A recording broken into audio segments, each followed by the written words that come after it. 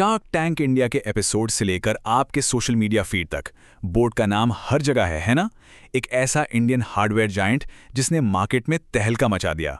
लेकिन आज इस एक्सप्लेनर में हम सिर्फ पीआर या बड़े बड़े दावों की बात नहीं करेंगे। हम सीधे उन ऑडिटेड फाइनेंशियल्स और डॉक्यूमेंट्स के आधार पर इस 3000 करोड़ रुपए के साम्राज्य के भीतर झांकेंगे, बिना किसी लाग लपेट के, सिर्फ और सिर्फ फैक्ट्स। तो चलिए शुरू करते हैं। शुरुआत करते हैं उस एक नंबर से जो शायद आपने भी कई बार सुना होगा।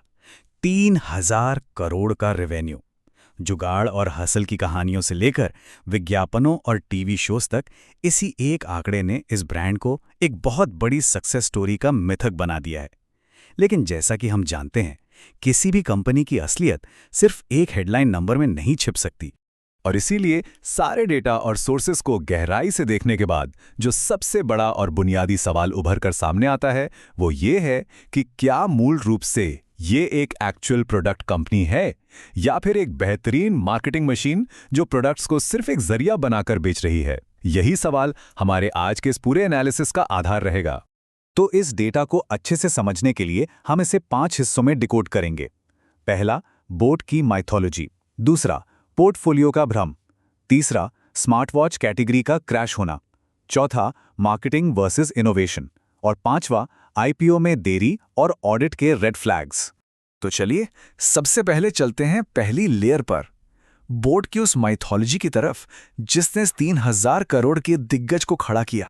देखिए, कंपनी असल में इमेजिन मार्केटिंग लिमिटेड के नाम से ऑपरेट करती है। 2016 में जब 6000 रुपए के महंगे एप्पल केबल का एक अफोर्डेबल विकल्प ढूंढा गया तो वहीं से इस ब्रांड की नींव पड़ी।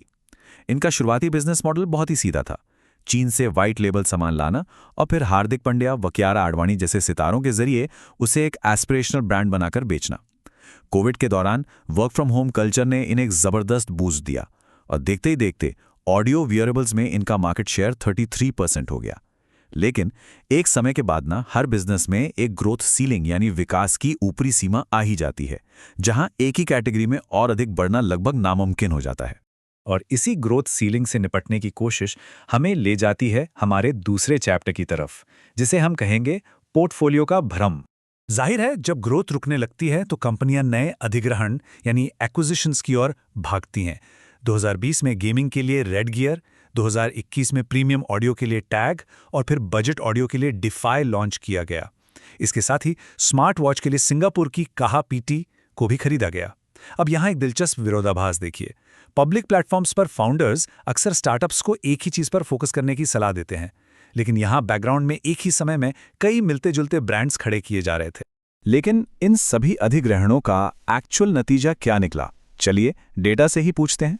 फाइनेंशियल ईयर 2025 के रेवेन्यू स्प्लिट के मुताबिक कंपनी का सारा रेवेन्यू अभी भी उनके मुख्य ऑडियो प्रोडक्ट्स यानी लगभग 84% से ही आ रहा है। स्मार्ट वॉच 11% पर है और वो बाकी के 4 ब्रांड्स जिन्हें इतनी तेजी से खरीदा गया था, वो सब मिलकर कुल रेवेन्यू का सिर्फ 5% हिस्सा ही बनाते हैं। इस गैप को और आसानी से समझते हैं। एक तरफ आपका मेन ब्रांड है जिसके ऑडियो वेरिएबल्स आपको 2580 करोड़ रुपए लाकर दे रहे हैं, और दूसरी तरफ आपके बाकी के 4 ब्रांड्स मिलकर केवल 150 करोड़ रुपए का योगदान दे रहे हैं। इसे ही पोर्टफोलियो का भ्रम कहा जाता है। बाहर से देखने पर आपको लगेगा कि एक बहुत बड़ा साम्राज्य है, लेकिन हकीकत में पूरी की पूरी गाड़ी सिर्फ एक ही इंजन के भरोसे खींची जा रही है। अब आते हैं इस एनालिसिस के तीसरे और शायद सबसे चौंकाने वाले हिस्से पर, स्मार्ट वॉच कैटेगरी का पतन। ऑडियो के बाद स्मार्ट वॉच ही वो प्रोडक्ट था जिसे अगला बड़ा ग्रोथ इंजन माना जा रहा था। 2023 में स्मार्ट वॉच का रेवेन्यू 901 करोड़ रुपए था, लेकिन उसके बाद जो हुआ वो डेटा में बहुत डरावना दिखता है। 2024 में ये गिरकर 50 करोड़ रुपए और 2025 में सिर्फ 30 करोड़ रह गया। मतलब सिर्फ 2 सालों के भीतर किसी प्रमुख कैटेगरी का 63% से ज्यादा क्रैश हो जाना किसी भी हार्डवेयर कंपनी के लिए खतरे की बहुत बड़ी घंटी है। अब सवाल ये है कि ऐसा हुआ क्यों? स्रोतों के अनुसार शाओमी, नॉइस और फायरबोल्ट जैसे ब्रांड्स ने मार्केट में बहुत तगड़ा कंपटीशन पैदा कर दिया और फीचर्स पूरी तरह से कमोडिटाइज्ड हो गए। जो अर्बन कस्टमर्स थे वो एप्पल वॉच एसई या सैमसंग की तरफ शिफ्ट हो गए। लेकिन इस क्रैश की सबसे बड़ी वजह थी हार्डवेयर का फेल होना। कुछ रिपोर्ट्स में तो ये तक सामने आया कि ये घड़ियां लकड़ी की टेबल का भी हार्ट रेट नाप रही थीं। जाहिर है, इस खराब क्वालिटी ने इस पूरी कैटेगरी से उपभोक्ताओं का भरोसा एकदम तोड़ दिया।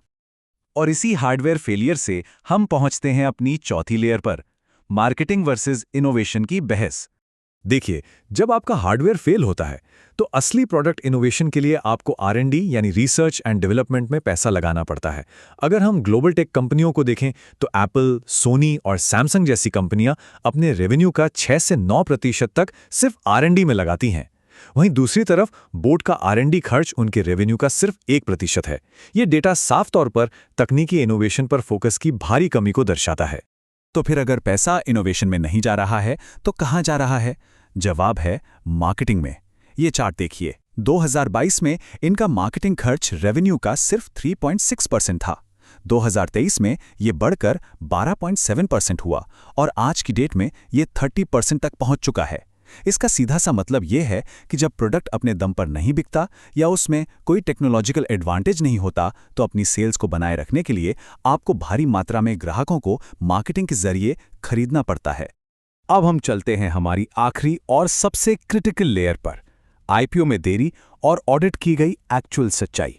जब इस कंपनी ने अपने 1500 करोड़ के आईपीओ के लिए अप्लाई किया तो जाहिर है ऑडिटर्स ने किताबें खोली।